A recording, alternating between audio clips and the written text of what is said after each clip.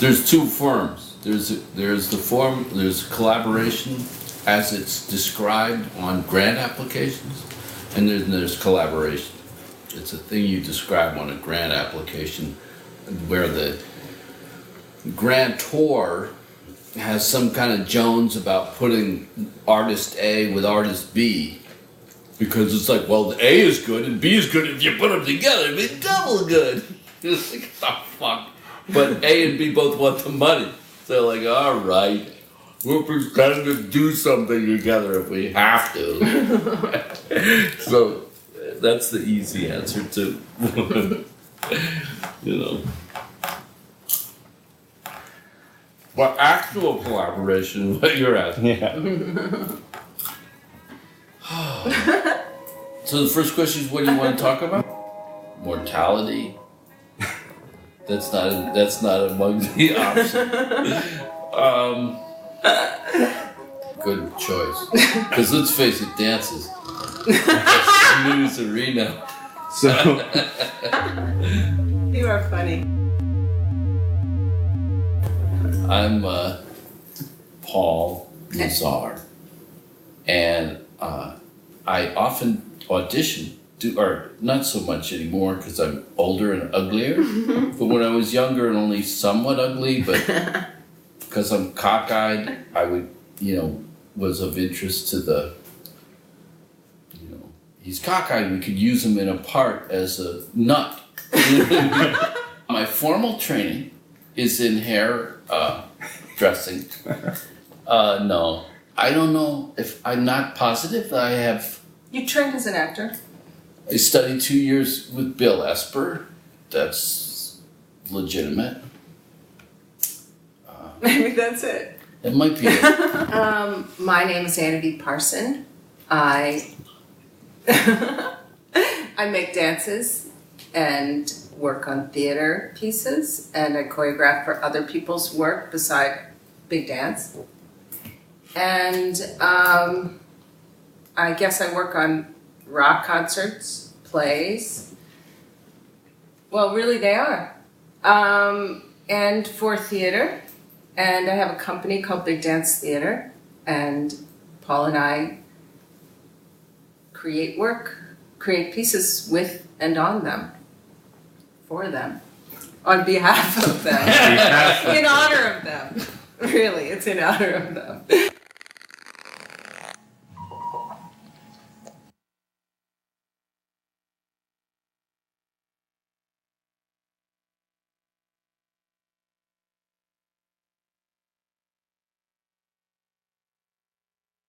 To describe her work, because she is Korean and Plato is Japanese.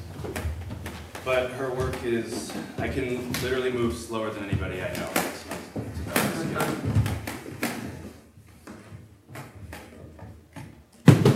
Well, I can move pretty slow. No, sweetie, you can't move slow. I just want to say something about folk dance, and to say that I like folk dance. And because what I like about the movement is that it reminds me of when dance was not performative, not performed art, but instead a participatory experience that everybody danced. And maybe that's thousands and thousands of years ago, but I like to see folk dance because even though now it's performed, which really sucks because it completely changes the quality of the movement, you can still see the form of it, and you can remember that dance was actually something that everybody did instead of watched. It's silly. Can I talk about unison movement? Oh my God, it's so interesting because David gave me this book the other day about marching, military marches, and it is fascinating because it's all about how unison movement creates an emotionality in the group and a sense of purpose. And he said that it makes, in ancient societies, he believes that people did unison movement for that, but also to get bigger. Like once the group is all in unison motion, suddenly they're larger. And he took it so far as to say it's part of progress, of creating progress in societies. So, I mean, on the one hand, I feel like the reason that unison movement is so popular is because it's like a rhyme and a poem. It has that sense of something's complete, something's planned, something's got edges and clarity. But I think that the reason that we're suspect of it is because of, really from John Cage, the sense of discontinuity and disunison, the taking things out of order is so much a part of postmodernism and beyond that I think that we're very suspect of it. I think it's sort of a sinister structure, but actually I think it's really primal and maybe even important on a physical level for people to do. For that kinetic physical experience that you have when you watch things. Ollie, what do you think? We're talking about, he said, what do you think of unison movement?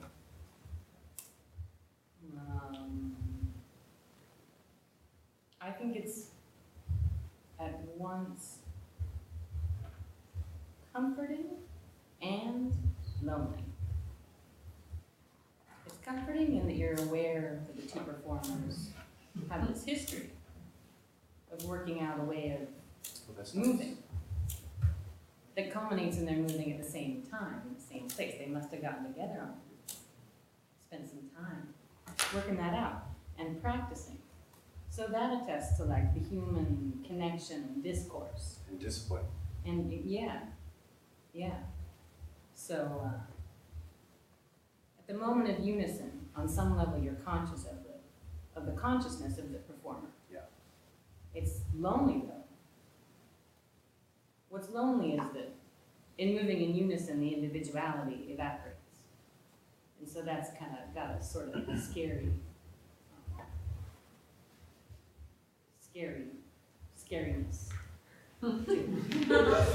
Yeah, nice. Yeah, man, that's heavy. Man, that's heavy.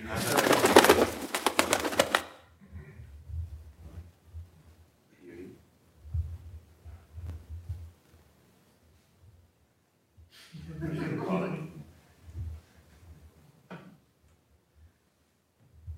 There was a performer with the Wooster Group who passed away about 20 years ago, named Ron Votter. He was kind of an ideal performer. I think that would generally be agreed upon. Oh. Something I was aware of in his performance was in the theatrical or the acting aspect of what he did. I mean, that's only part of what he did, but the acting stuff he did. That was what? Was contrary to like the fundamental, I see. the fundamental tenet of tradition, I think, or a My fundamental. wife and my two children will stay on for another month or so. When you say something, when you make an utterance, If they need any help. we have the excitement and the thrill of knowing where you're coming from. You're trying to persuade, I'm trying to persuade you of something, or I'm trying to, diminish you, or intimidate you, or I'm trying to flatter you, or I'm whatever it is. But man, can we ever see where you're coming from when you're a really compelling actor. You always know where you're coming from. I never knew where Ron Votter was coming from, ever. I didn't know what. I was completely riveted by what he was saying, but what was he doing? You didn't even know what he was feeling. Yeah, what's he feeling? What's he doing? Like a traditional acting thing. Like what you're doing is driven by what you're feeling is gonna dictate what you're doing, all that stuff. I didn't know what he was feeling, and I didn't know what he was doing, but because I didn't know, I was that much more compelling. So that was pretty ideal to me. And the quality was extremely ambiguous. And I think that when it's anything else, you go, oh, is that it? Is that all there is? It's just that? Because that's just not how life is. And so it doesn't really replicate life in any way. So there's so much unexplained. Like that's why I can't go to straight theater. I hate straight theater. I feel like that's it. there must be more doesn't mean enough. Do what? Okay. Be absorbed. Like that Borges idea. Like your language gets absorbed. Like your into language life gets of absorbed into the language of life itself. Well, it's definitely something around how you move objects in space and how it relates to dance. Don't you think, Holly? Or Yeah. no? Yes. Well. Or I mean, at least in this area, one thing which I didn't make up, but because we did a lot of Brecht plays, the way that he would just stop the play and have a dance, like he said, if the play is boring, add a song. So that sort of sense of vaudevillian form, maybe, but we didn't create that. Nor do we ever even do it, but somehow. I mean, the use of folk materials, which I started to do, like, when I did a go-go play, and then make them into something else, maybe, I really don't know. What do you think, Polly?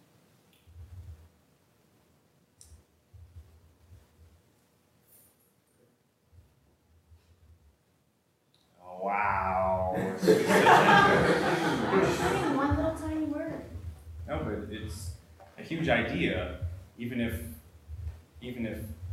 because it entails kind of inflating what you do up to the magnitude of those great artists who actually do infiltrate the consciousness of man forever.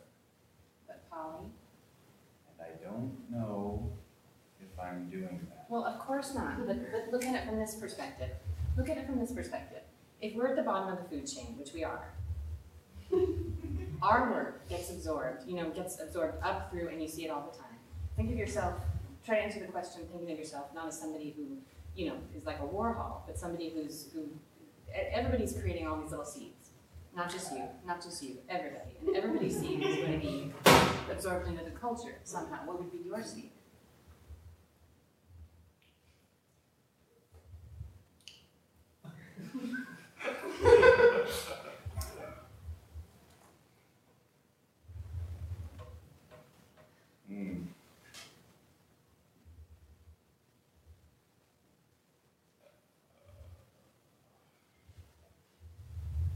Very hard to articulate.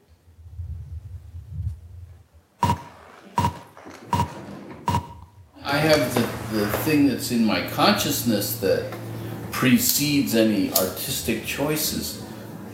To the extent that I could articulate it, it's that things that something about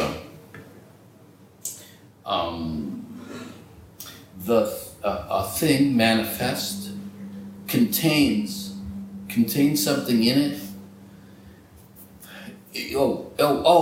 This is what it is. It's like some unintentional or unconscious marriage to like this fundamental idea of I don't know any philosophy or philosophers. I sort of know a dumbed down, simplistic notion of one idea of Plato's, and this is what I'm talking about. He had this idea of essences, like that, say, chair. There are many different kinds of chairs, but if you contemplate it long enough and sort of analyze it particularly enough, you can tease out what is the essence of chair. Like, what are the things that make a chair, and then what are the things that detail this or that particular chair, but what is its essence? And he had this notion that everything had an essential version of itself. There was an essential, fundamental version of everything. So I love teasing out or sensing and then replicating essences of things disguised in their individualistic clothing that might be all entirely that that essence may be dressed up in something that looks very contrary to what it is, but the essence is there within it and resonates. So something which is completely incomprehensible or inarticulate.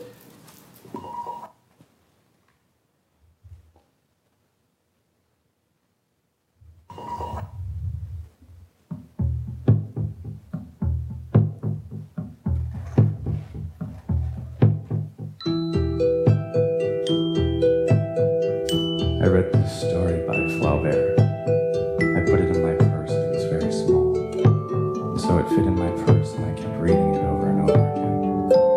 I tried to make a piece from it. Not on purpose, but because I thought it would be ridiculous to try to make a piece.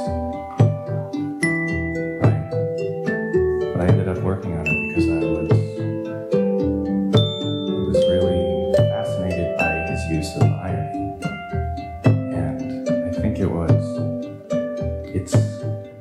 Irony is so strange. It's one of the strangest things to talk about. Is that the story? Yes. Is there irony? Yes, are you kidding when the giant parrot comes, looks down to the sky, and she's like praying to him? Irony about religion. And also, Irony about religion, but not about those characters. well, George Sand had said to him that she dared him, or she charged him To be earnest. to be earnest. And he wrote this story which had irony in it. It's hard. It's so hard. But he kicked her ass in the bed. He made the most heartbreaking, earnest fiction of a human being. No, Polly, that's just not so. I so didn't get it. But I enjoyed what I thought it was about. Anyway.